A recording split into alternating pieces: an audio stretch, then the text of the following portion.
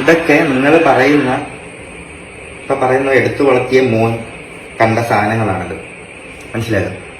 അപ്പോൾ ഞാൻ ഇത് കണ്ടിട്ട് മെസ്സേജ് ഇട്ടു. എന്തായാലും പോവാൻ തീരുമാനിച്ചു. വിഷമമുള്ളവരുടെ വിഷമമൊക്കെ അങ്ങ് തീരട്ടെ. പോയിട്ട് വന്നിട്ട് ബാക്കിയുള്ള കാര്യങ്ങൾ ഞാൻ പറയാം. അമ്മേനെ കാണാൻ പറ്റിയില്ല, അമ്മേനെ കാണാൻ ഇപ്പൊ പറ്റില്ല, ആശുപത്രി എന്നുള്ള രീതി പറഞ്ഞു. ആശുപത്രി പോയാലും കാണാൻ പറ്റത്തില്ല എന്ന് പറഞ്ഞു. എന്തായാലും അമ്മയുടെ ഇത് അസുഖം എന്തായാലും മാറട്ടെ, പ്രാർത്ഥിക്കാം. അതേ എന്നെ കൊണ്ടും പറ്റത്തുള്ളൂ, നിങ്ങളെ കൊണ്ടും പറ്റത്തുള്ളൂ, അത് ഞാൻ ചെയ്യുന്നുണ്ട്. അപ്പൊ രേണുസുതിയെ കുറിച്ച് കണ്ടന്റ് ചെയ്യണ്ടെന്ന് വിചാരിക്കുമ്പോഴത്തേക്കും രേണുസുതിയായിട്ട് തന്നെ ഓരോരോ കണ്ടന്റ് ഇട്ട് തരുവാണ്. പിന്നെ എങ്ങനെ ചെയ്യാണ്ടിരിക്കും? അറിയാലോ, രേണു ക്യാൻസർ ആയിട്ട് ചികിത്സയിലാണ്. സത്യം പറഞ്ഞാൽ ഇപ്പൊ അവരെ ആളുകൾ സപ്പോർട്ട് ചെയ്യുന്ന ഒരു സമയമാണ്.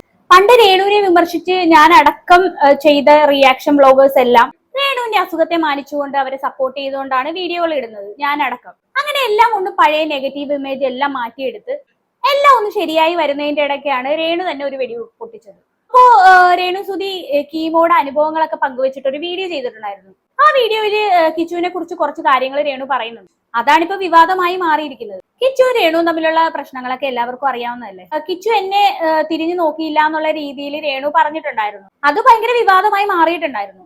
അപ്പോ കിച്ചു രേണു തമ്മിൽ അകന്നാണല്ലോ ഇപ്പൊ കഴിയുന്നത്. രേണുവിന് ഇത്രയും വലിയ അസുഖം വന്നതുകൊണ്ട് കിച്ചു രേണുവിനെ കാണാൻ വരുമോ എന്നുള്ള ഒരു സംഭവം അതിനായിട്ട് എല്ലാവരും ഉറ്റുനോക്കിക്കൊണ്ടിരിക്കുകയായിരുന്നു. അതിനിടയിലാണ് ഇങ്ങനെ അസുഖമായി കിടക്കുന്ന സാഹചര്യത്തിൽ കിച്ചു തന്നെ തിരിഞ്ഞു നോക്കുന്നില്ല എന്നും പറഞ്ഞുകൊണ്ട് രേണു വീഡിയോ ചെയ്തത്. എന്തായാലും ഞാൻ ആ വീഡിയോയുടെ ഒരു ക്ലിപ്പ് ഇവിടെ കൊടുക്കാം. ഇല്ല, എനിക്ക് ഉറപ്പുണ്ട് ഞാൻ തിരിച്ചു വരുമെന്ന് ഉറപ്പുണ്ട്. പക്ഷെ എനിക്ക് ശാരീരികമായിട്ട് വളരെ ബുദ്ധിമുട്ടാണ്. എന്റെ മൈൻഡ് സെറ്റ് കൊണ്ട് മാത്രമാണ് ഞാൻ ഇങ്ങനെയെങ്കിലും ചാരി ഇരിക്കുന്നത്. എനിക്ക് വയ്യ, ഒട്ടും വയ്യ, തീരെ വയ്യ. നിങ്ങൾ പ്രാർത്ഥിച്ചില്ലേലും എന്നെ ശപിക്കാതിരിക്കുക. എനിക്ക് എന്റെ കുഞ്ഞിനെ ഓർത്തിട്ട് എനിക്കൊരു ഋതപ്പനുണ്ട്. ആ കുഞ്ഞ് ഒരാഴ്ചയായിട്ട് അത് ഒന്ന് ചിരിച്ചു കാണുന്നില്ല അതിന്റെ മുഖം. അതിനെ ഓർത്ത് ഞാൻ ഓരോ നിമിഷവും ദുഃഖിക്കുവാണ്. ഞാൻ നിങ്ങൾക്കറിയാലോ, നിങ്ങളോട് എന്ത് പറഞ്ഞാലാണ് എനിക്കറിയില്ല. ഞാൻ എന്ത് ദ്രോഹം ചെയ്തിട്ടാണെന്ന് അറിയത്തില്ല. ഞാനൊരു 11 വയസ്സ് തൊട്ട് നോക്കിയ ഒരു കുട്ടിയുണ്ട്. അവൻ ഇതുവരെ തിരിഞ്ഞു വരിട്ടില്ല. എന്റെ ഈ ചാനലിൽ കൂടെ ഞാനിത് പറഞ്ഞാൽ ഇത് വലിയ വിവാദമാകുമെന്ന് എനിക്കറിയാം. പക്ഷെ വിവാദമാക്കാൻ പറഞ്ഞല്ല, അവനോട് എനിക്ക് കുഴപ്പമില്ല, ക്ഷമിക്കുക. ആരും അത് വിവാദമാക്കരുത്. വിവാദമാക്കാൻ വേണ്ടി പറഞ്ഞതല്ല, അതുകൊണ്ട് ആരും ഇത് വിവാദമാക്കരുതെന്ന് വിശ്വസിച്ച് ആ ചെറുക്കനെ വെറുതെ സൈബർ ബുള്ളിങ്ങിന് ഇട്ട് കൊടുക്കുവാണ്. എന്നിട്ട് പറയൂ ആരും ഇത് വിവാദമാക്കരുതെന്ന്. എന്താ രേണു ചേച്ചി ഇത് കാര്യം? നിങ്ങൾ ഇത് കരുതിക്കൂട്ടി പറഞ്ഞതാണെന്ന് എല്ലാവർക്കും, ചോറ് തിന്നുന്ന എല്ലാവർക്കും മനസ്സിലാവുമല്ലോ. കിച്ചുവിന് 4 തെറി കേൾക്കട്ടെ എന്നും പറഞ്ഞ് കരുതിക്കൂട്ടിയാണ് ഈ ഒരു സംഭവം പറഞ്ഞതെന്ന് എല്ലാവർക്കും മനസ്സിലാവും. അല്ലെങ്കിൽ ഇപ്പൊ ഈ വിഷയം അനാവശ്യമായിട്ട് ഇവിടെ പറയേണ്ട കാര്യമുണ്ടോ? ആദ്യം ഋതപ്പനെ ഒന്ന് ഇതാക്കി പറഞ്ഞു, 4 ദിവസമായി ആ കുട്ടിയൊന്നും മിണ്ടിയിട്ട് പോലും ഇല്ലെന്ന്, ഭയങ്കര വിഷമത്തിലാണ് എന്നൊക്കെ പറഞ്ഞതിന് ശേഷമാണ് ഉടനെ തന്നെ കിച്ചു എന്നെ തിരിഞ്ഞു പോലും നോക്കുന്നില്ല എന്നുള്ള കാര്യവും പറഞ്ഞു. ഇത് കരുതിക്കൂട്ടി പറഞ്ഞതാണെന്ന് മനസ്സിലാക്കാൻ വേറെ തെളിവിന്റെ ആവശ്യമൊന്നുമില്ല. കിച്ചു എന്തായാലും രേണു ചേച്ചിയെ കാണാൻ വരണമെന്ന് തന്നെയാണ് എന്റെ ആഗ്രഹം. എന്റെ നല്ല ഒട്ടുമിക്ക ആൾക്കാരുടെ എല്ലാവരുടെയും ആഗ്രഹം അത് തന്നെയാണ്.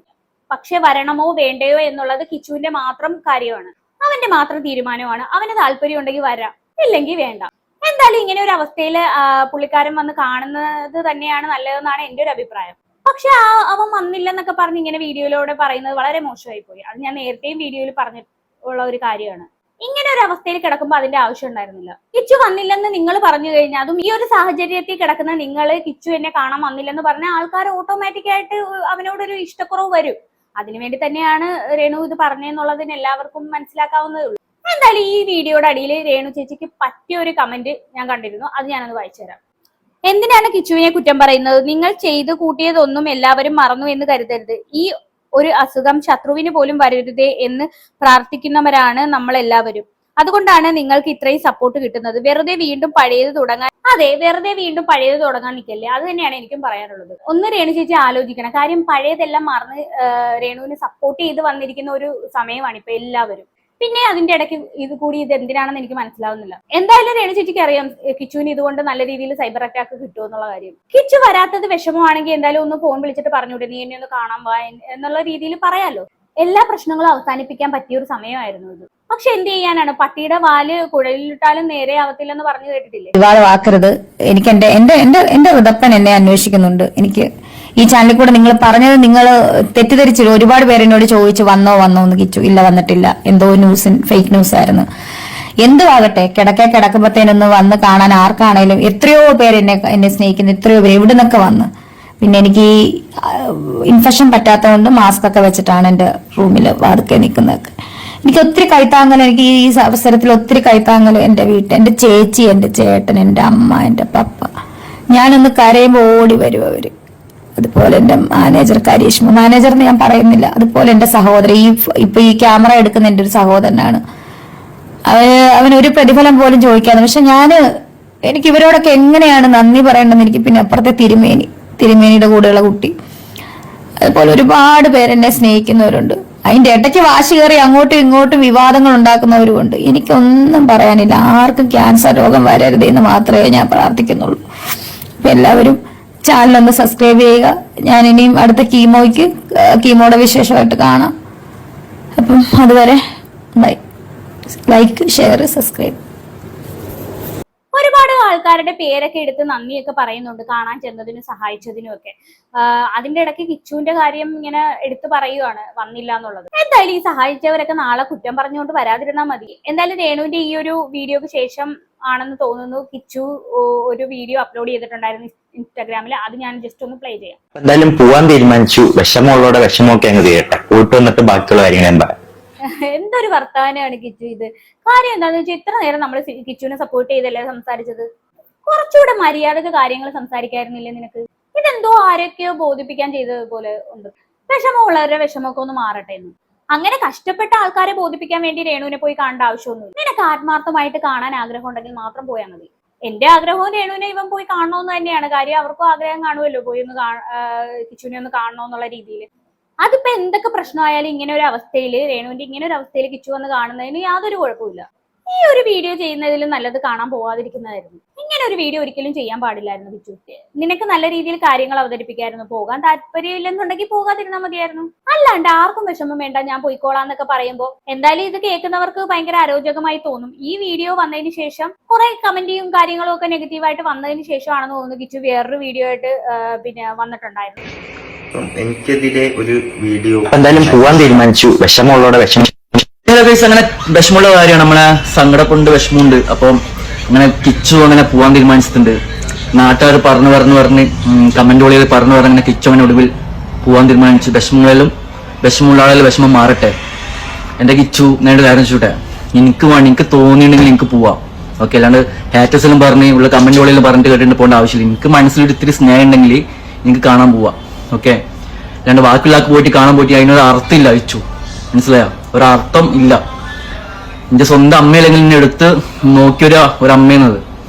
അമ്മേന്റെ വില എനിക്ക് എന്താ എനിക്ക് അറിയില്ലെങ്കിൽ ഉണ്ടല്ലോ, പറഞ്ഞിട്ട് കാര്യമില്ല കിച്ചു. അത് ഇന്ന് കുറെ ചീത്ത പറഞ്ഞിട്ടുണ്ട്. വേറ്റേഴ്സിന് മുമ്പിൽ പറയാൻ ഇട്ടുകൊടുത്ത് കുറെ ആൾക്കാരുണ്ടോ, കുറെ ഒരങ്ങ് ഇട്ടുകൊടുത്തിട്ടുണ്ടെങ്കിൽ എനിക്ക് പറയുന്ന അമ്മയുടെ വില എനിക്ക് കിട്ടിയിട്ടില്ല. എന്റെ 2ാമത്തെ വയസ്സിൽ എന്റെ സ്വന്തം അമ്മ എന്നെ ഇട്ടിട്ട് പോയതാണ്. പിന്നെ അതിന്റെ ഇടയ്ക്ക് ഞാൻ ലൈഫ് സ്റ്റോറിയിൽ കുറെ കാര്യങ്ങളും പറഞ്ഞിട്ടുണ്ട്. പിന്നെ ഇപ്പൊ ഉള്ള അമ്മ സാധനം ഞാൻ കാണിച്ചു തരാത്ത.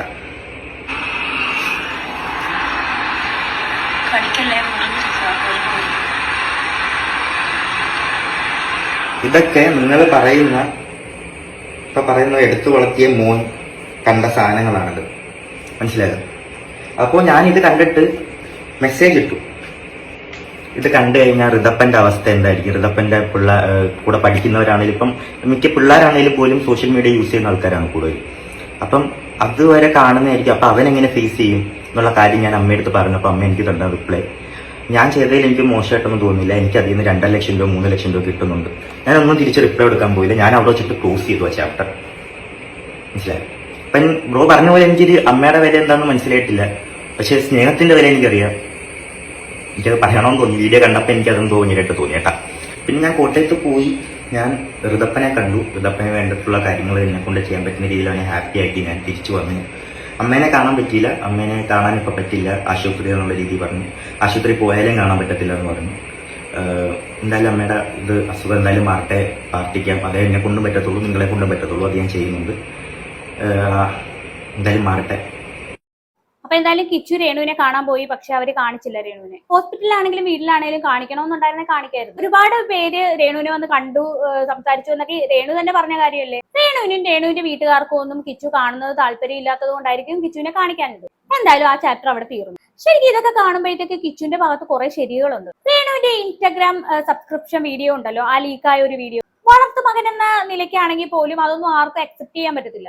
ആ വീഡിയോ കണ്ടതിന് ശേഷം രേണു മെസ്സേജ് അയച്ചെന്ന് പറയുന്നുണ്ട് കിച്ചു. അയച്ച മെസ്സേജിന്റെ സ്ക്രീൻഷോട്ടും ആ വീഡിയോയിൽ കാണിക്കുന്നുണ്ട്.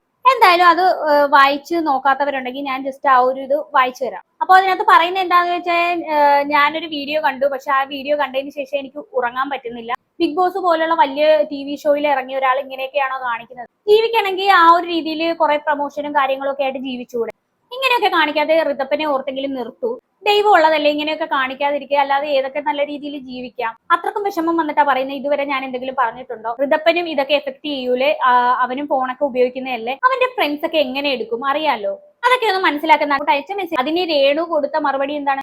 അതിന് ഞാൻ ലൈവാണ് പോയത്, എന്റെ ലിപ്പ് പൊട്ടിയിരിക്കുന്ന കാര്യമാണ് സംസാരിച്ചത്, അല്ലാതെ വൃത്തികേടായി ഞാനൊന്നും സംസാരിച്ചിട്ടില്ല. പിന്നെ എന്തൊക്കെയോ പറയുന്നുണ്ട്. നല്ല വിഷമം വന്നിട്ടാണ് കിച്ചു ഇതൊക്കെ സംസാരിക്കുന്നതെന്ന് നമുക്ക് വായിക്കുന്ന ആർക്കാണേലും മനസ്സിലാവും. കിച്ചു ചോദിച്ചത് എന്താണ്? പ്രൊമോഷനും കാര്യങ്ങളൊക്കെ കാണിച്ച് നല്ല രീതിയിൽ പൈസ ഉണ്ടാക്കുന്നല്ലോ, പിന്നെ എന്തിനാണ് ഇങ്ങനത്തെ രീതിയിൽ വൃത്തികെട്ട രീതിയിൽ പൈസ ഉണ്ടാക്കുന്നതെന്നാണ് കിച്ചു ചോദിച്ചത്. കിച്ചു ചോദിച്ചത് വളരെ വ്യക്തമായിട്ടുള്ള ഒരു കാര്യമാണ്. അതുപോലെ തന്നെ കിച്ചു ചോദിക്കുന്ന വേറൊരു കാര്യം, ഋതപ്പനെ ഇതൊക്കെ ബാധിക്കത്തില്ലേന്നും ചോദിക്കുന്നുണ്ട്. രേണുവിന്റെ കുൽസിത വീഡിയോകളൊക്കെ കണ്ടപ്പോൾ നമുക്കും തോന്നിയ കാര്യങ്ങളൊക്കെ ആണ് ഇതൊക്കെ. അതൊക്കെ നമ്മളെടുത്ത് റിയാക്ട് ചെയ്തതുമാണ്. പല കാരണങ്ങൾ കൊണ്ടാണ് കിച്ചു രേണുവായിട്ട് ഉള്ള ബന്ധമൊക്കെ ഉപേക്ഷിച്ചത്. ഇത്രയും വലിയൊരു അസുഖം വന്നിട്ട് പോയി കാണാൻ പോലും തോന്നാത്ത വിധം ഇത്രയും ഭയങ്കരമായിട്ട് മനസ്സിനെ വെറുപ്പിച്ചിട്ടുണ്ടാവും കിച്ചുവിന്റെ. എന്തായാലും ഇനി കിച്ചു വന്നില്ലേ എന്നുള്ള ഒരു ചോദ്യത്തിന് എന്തായാലും അവസാനമാകുമല്ലോ. മനസ്സോടെയാണെങ്കിലും കിച്ചു രേണുവിനെ കാണാൻ പോയിട്ടുണ്ട്. രേണുവും വീട്ടുകാരും പിന്നെ കാണാനും കൂട്ടാക്കിയില്ല. എന്തായാലും ചിലപ്പോൾ രണ്ടുപേർക്കും അവരുടേതായ ശരികൾ ഉണ്ടാവും. അവർ ആ ശരികൾ മുറുകെ പിടിച്ചു പോകാൻ തീരുമാനിച്ചിട്ടുണ്ടെന്നാണെങ്കിൽ അത് പിന്നെ അങ്ങനെയല്ലേ സംഭവിക്കത്തുള്ളൂ. ഒരു ബന്ധത്തിൽ വിള്ളൽ വീണ് കഴിഞ്ഞാൽ അത് നേരെയാക്കാൻ ഭയങ്കര ബുദ്ധിമുട്ടാണ്. ഇതൊരു വലിയ പാഠം തന്നെയാണ് നമുക്ക് ഇതിൽ നിന്നും പഠിക്കാനുള്ളത്. ഇതൊക്കെ നമ്മുടെ നാട്ടിൽ സ്ഥിരമായി നടക്കുന്നത് തന്നെയാണ്. മക്കളും മാതാപിതാക്കളും തമ്മിൽ തെറ്റിപ്പിരിയുന്നതും സഹോദരങ്ങളും തമ്മിൽ തെറ്റിപ്പിരിയുന്നതും ഒക്കെ സർവ്വസാധാരണമാണ്. അതിൽ ചിലരൊക്കെ വീണ്ടും ഒന്നിക്കും, ചിലര് കാലാകാലങ്ങളായാലും പിണക്ക് മാറില്ല. അപ്പൊ എനിക്ക് ഇത്രയൊക്കെ പറയാനുള്ളൂ. അപ്പൊ ഇത് കണ്ടിട്ട് നിങ്ങൾക്ക് എന്താണ് തോന്നുന്നത് വെച്ചാൽ താഴെ കമന്റ് ബോക്സ് കമന്റ് ചെയ്യുക. അടുത്തൊരു വീഡിയോ കാണാം. ഇതുവരെ ബൈ ബൈ.